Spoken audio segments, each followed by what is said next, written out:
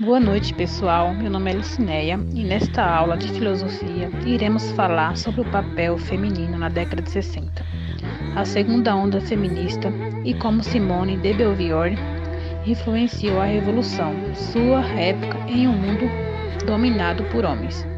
Portanto, sente-se e se acomode que lá vem história. Respeita aí, eu sou mulher. Quando a palavra desacata, mata, dói. Fala toda errada que nada constrói.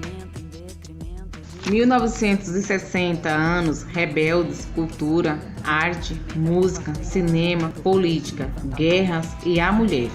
A mulher começou a se destacar na sociedade, tanto social quanto profissionalmente, por exercer um papel mais consciente de protagonista da história estabelecida, da própria percepção do mundo. Por séculos, de acordo com a sociedade patriarcal que prevaleceu, coube às mulheres apenas cuidar do lar, dos filhos e do marido. A primeira grande reviravolta se deu durante a Primeira Guerra Mundial, em virtude da escassez de mão de obra, momento que mulheres tiveram que começar a sair de casa para manter a produtividade, mas ainda eram rotuladas por frases como: fábrica não é lugar de conferência.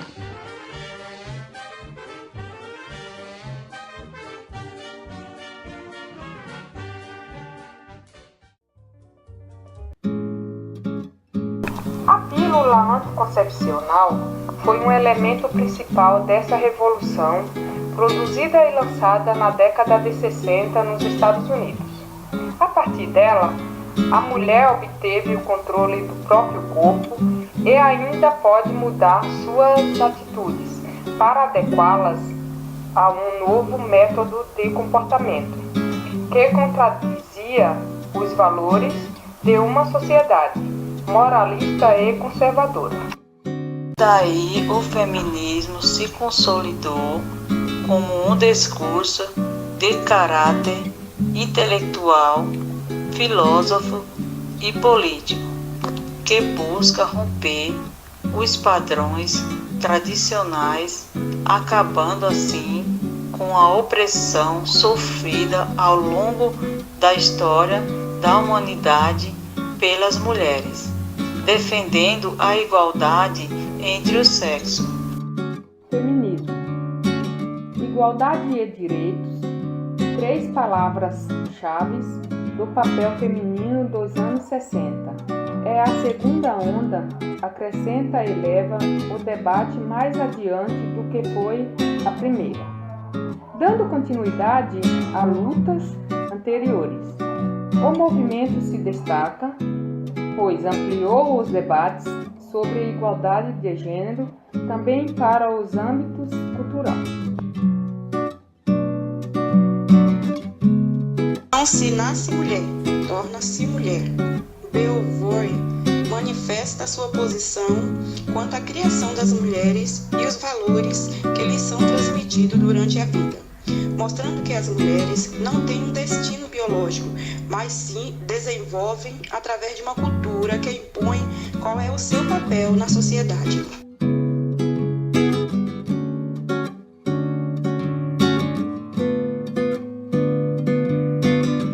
Em conformidade com a segunda onda do feminismo e do papel da mulher, a obra de Simone teve como núcleos as relações entre o mundo público e privado.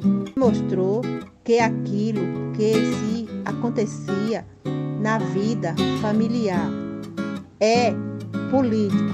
Comentou sobre a desigualdade salarial e o trabalho não reconhecido e o afastamento das mulheres no espaço de poder. A partir de então, muitas mulheres saíram às ruas com o intuito de reivindicar os mesmos direitos assegurados pela Constituição Liberal de seus países, entre outras questões. Lutava para que as faixas salariais fossem devidamente equiparadas.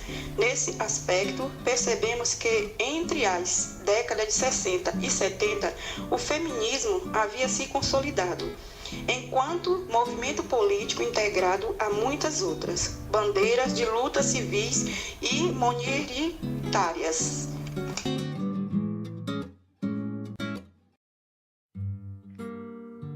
Em resposta a tais manifestações, aconteceu a adoção de várias políticas de igualdade que visava responder aos anseios estabelecidos no período.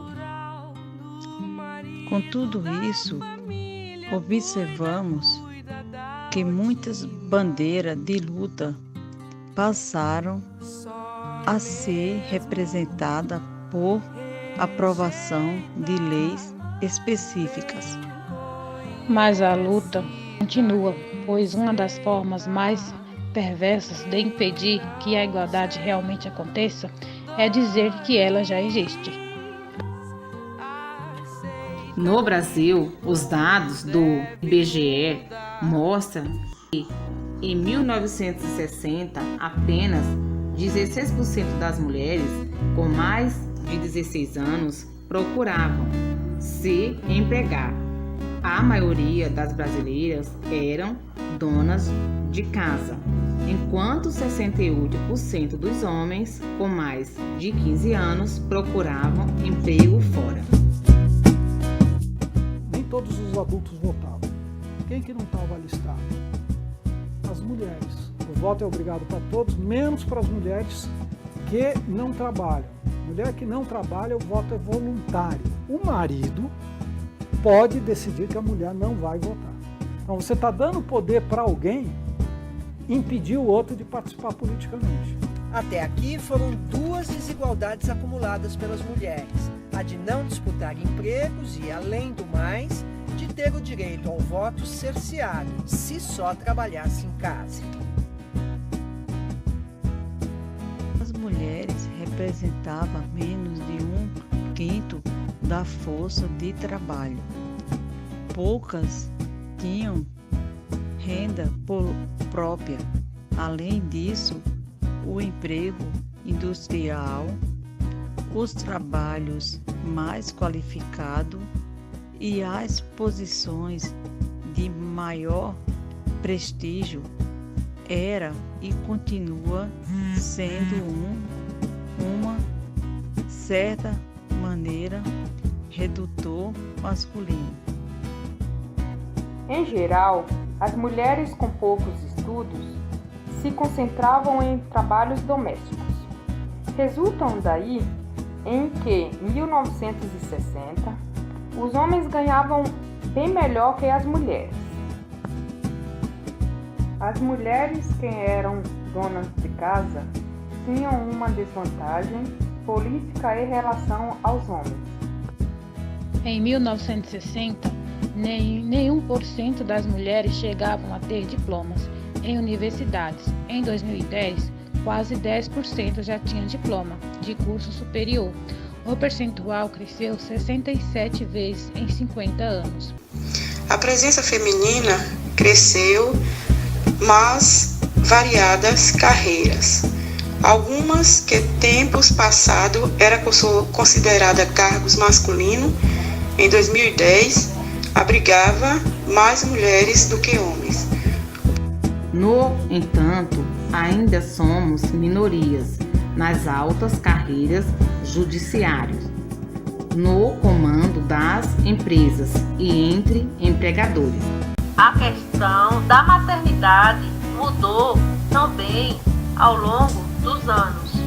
As mulheres de toda a classe social escolheram ter menos filhos. O problema da mulher também se tornou globalizado em relação ao homem. Ela se iguala e ainda amplia o consumo. Por exemplo, as mulheres também se educam mais e, em consequência, adquirem mais conhecimento de fazer. São mais produtivas, disciplinadas e ainda sabem usar o próprio corpo e a mente para se manter na trajetória traçada. Vem conquistando sua independência física, mental e, por vezes, até financeira. Só mesmo rejeita bem conhecida receita. Quem não sem dores aceita que tudo deve mudar. Que o homem não te define, sua casa não te define, sua carne não te define, você é seu próprio lar. O homem não te define, sua casa não te define, sua carne não te define, você é seu próprio lar. Ela desatinou. A discussão sobre a mulher ampliou-se. Hoje ela interessa também aos homens, aos inteligentes, é claro. Nós vai viver só.